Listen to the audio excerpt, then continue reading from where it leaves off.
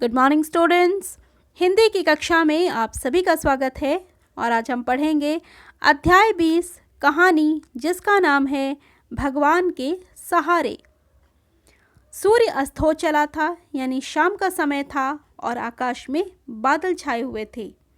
नीम के एक पेड़ पर ढेर सारे कौवे रात बिताने के लिए बैठे हुए थे और कौवे अपनी आदत के अनुसार आपस में एक दूसरे से काँव काँव करते हुए झगड़ रहे थे।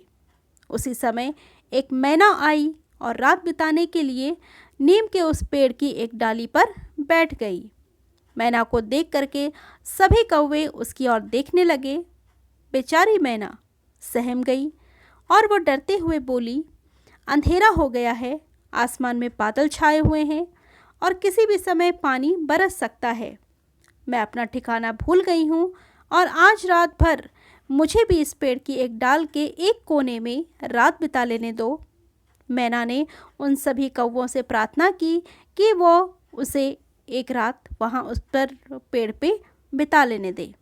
अब कौवे भला उसकी बात क्यों मानते?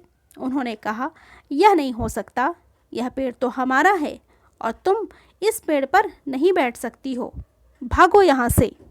और सभी कौवों ने मैना को भगाने का प्रयास किया। कौवों की बात सुनकर बड़े ही दीन स्वर में मैना बोली, पेड़ तो सभी भगवान के हैं और यदि बरसात होने लगी और ओले पड़ने लगे तो भगवान ही सबको बचा सकता है। मैं बहुत छोटी हूँ, तुम लोगों की बहन हूँ, मेरे ऊपर दया करके रात बिता लेने दो। मैना ने फिर से एक बार उनसे विनम्र निवेदन किया कि वो उसे रात बिता लेने दे। मैना की बात सुनकर सभी कौवे हंसने लगे।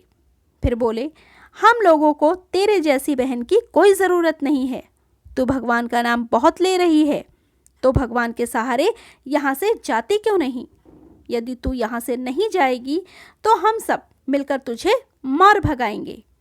लेकिन कौवों ने मैना की एक भी ना सुनी और ठान लिया कि वो उसको वहाँ से भगा के ही रहेंगे।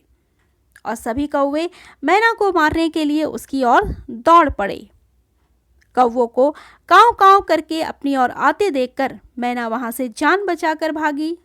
वहाँ से थोड़ी ही दूर एक आम के पेड़ पर अकेले ही रात बिताने के लिए मैना एक कोने में छिपकर बैठ गई।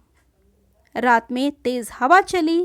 कुछ देर बाद बादल बरसने लगे और इसके साथ ही बड़े बड़े ओले भी पड़ने लगे। ओलों की वजह से काफ़ी कौवे घायल होकर के ज़मीन पर गिरने लगे, कुछ तो मर भी गए। मैना आम के जिस पेड़ पर बैठी थी उस पेड़ की एक डाल टूट गई। आम की वह डाल अंदर से खोखली थी। डाल टूटने की वजह से डाल के अंदर के खाली स्थान में मैना छिप गई और डाल में छिप जाने से मैना को न तो हवा लगी और ना ही ओले ही उसका कुछ बिगाड़ पाए। वह रात भर आराम से बैठी रही। सवेरा होने पर जब सूरज निकला तो मैना उस खोह में से निकली और खुशी से गाती नाचती हुई ईश्वर को प्रणाम किया। फिर आकाश में उड़ चली।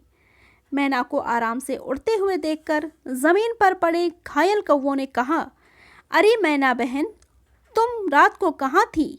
तुम्हें ओलों की मार से किसने बचाया? मैना बोली, मैं आम की डाली पर बैठी ईश्वर से प्रार्थना कर रही थी कि हे ईश्वर, दुखी और असहाय लोगों की रक्षा करना। और उसने मेरी प्रार्थना सुन ली और उसी ने मेरी भी रक्षा की।